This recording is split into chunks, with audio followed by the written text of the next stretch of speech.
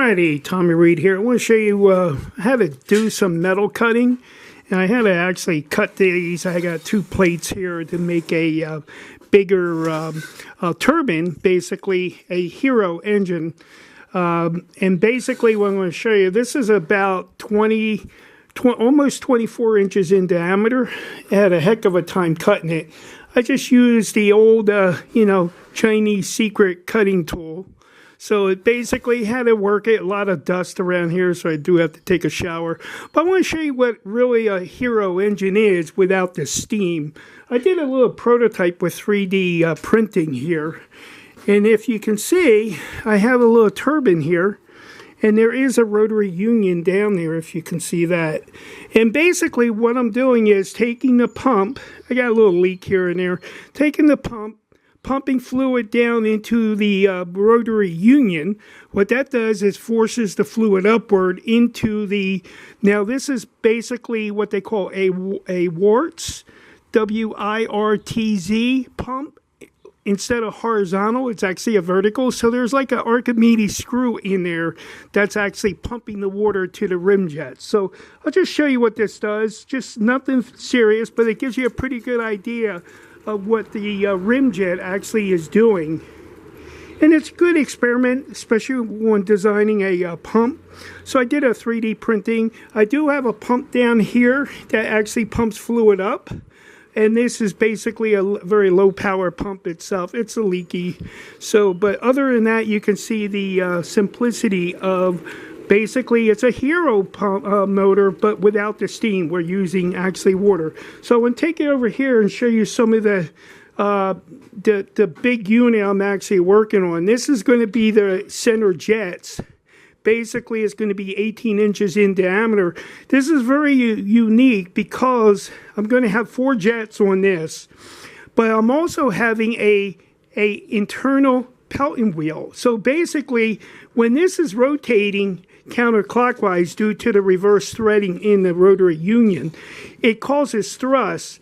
Well, once this gets up to speed, nothing's going to really happen to the Pelton wheel. But as soon as there's a load, that thrust is going to then kick the Pelton wheel in the opposite direction. So it's a dual shaft. Basically, it's a counter reaction with the thrust. And the thrust, we're going to have about 4 jets around 1,000 psi. And they are 1/16 of an inch each. They should give me a thrust of a total roughly around 28 pounds of thrust, but that's not foot-pounds. You have to multiply that by 0.75. So it's roughly around 20 pounds of thrust, foot-pounds now, on the main shaft. So that gives you a pretty good idea of the simplicity on this. It's a very complex design, but I'll show you the rotary union. This is a gold mine. I got this in the junkyard. It had actually all the broken studs, and I had to repair it. This is a rotary union. This is over like $1,000, stainless steel. And basically this rotates. It feeds fluid upward into this port, upward into the rim jets, which is basically be something like this. It pumps it up, and then that pressure is going to give that thrust, like a water rocket. You know, most people don't realize liquid thrust is much more powerful than just air thrust. That's why a water rocket, you see the compressed air on top, and then it pushes that water downward. Well, 1,000 psi, even at a small nozzle, can really do some kicking, especially on the rotation. Now, on the velocity, I think it's going to be, it depends on the many factor, but it's going to be a couple of thousand RPMs. But at max RPMs, you're not going to get torque. So as soon as this is put under a load, I'm actually going to have 2 generators, one working with a Pelton wheel that actually is a inverted Pelton wheel, and the other one to the rim jet. So there's 2 shafts involved, and that's why I ended up cutting this. This is what it's going to get. The bottom's going to get welded, and then I have to do another piece, a lower portion where the fluid drains itself. So it gives you a pretty good idea. But other than that, the simplicity behind this, I've built plenty of prototypes. The good thing about it, now I'm not only getting a thrust in the reaction, I'm also getting a counter reaction like a regular water wheel effect with a Pelton wheel. So when this is actually spinning counterclockwise, especially under a load, it's going to cause that Pelton wheel to go in the opposite direction. So I'm getting double the amount of push for the thrust that is actually kicking out. So it gives you a pretty good idea how that works. Now, on the accumulator that is down here, this is what the accumulator is. I can actually create a combustion chamber in this. The problem is I would have to let it actually decrease in pressure. So I'm going to have to probably get another one, maybe a little bit bigger than this, and it has to be basically steel because this works, but it's not where I want it to be because I want to be able to pump up that fluid. And I'm actually only going to be working with about 150 PSI right now for compression. And we're going to use, basically I can use regular air and propane. And maybe down the road HHO, but that's a little bit, potent. It's a perfect fuel, so it doesn't really have a long enough burn rate to actually increase the pressure, but it does have a good kick to it. So it gives you a pretty good idea of the simplicity behind this. Now, this is going to be pretty heavy. This is actually a ring spacer for truck tires. And I used to be in the truck tire business, me and my brother, a long time ago. So I know this business very well. And these are very heavy duty. So when I modify this is going to be my main housing to allow the turbine and all that fluid to drain down.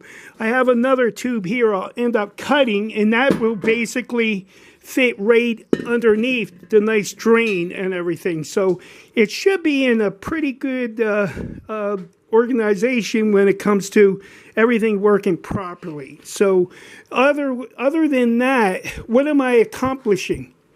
I'm not accomplishing free energy, but I am accomplishing more efficient designs. Now, the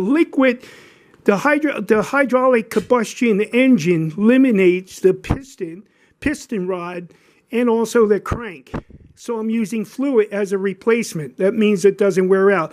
A lot of people want to play this free energy nonsense. If you want free energy, my viewpoint, buy a solar panel. That's the only thing you're going to get free, but you still got to pay for it.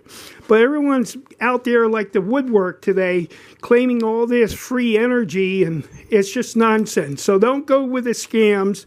The reality is, yeah, you can take one source of energy, converting into something else, but you do have a loss. Same with this.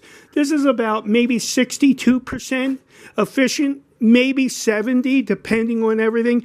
But even in hydraulics, there's a loss, about 62 average.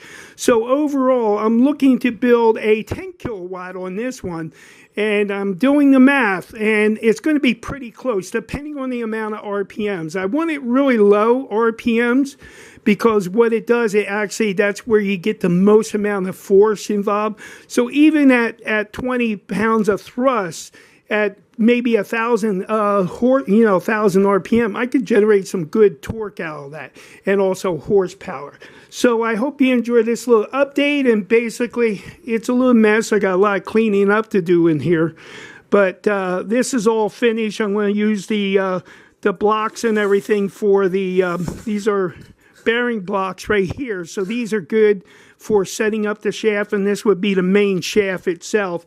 I got materials coming for the rim jets, so that's going to be well suited. And then I would probably pull around between 12 to 16 gallons per minute, which gives me a possibility of the pump be able to keep up with it. Because it's a low pressure, I don't have to put a lot of horsepower in it. So it gives you a pretty good idea. But overall, this is the new version of the two-stage turbine engine, basically using hydraulics as the main mover to create the first hydraulic combustion engine. Tommy Reed, talk to you later.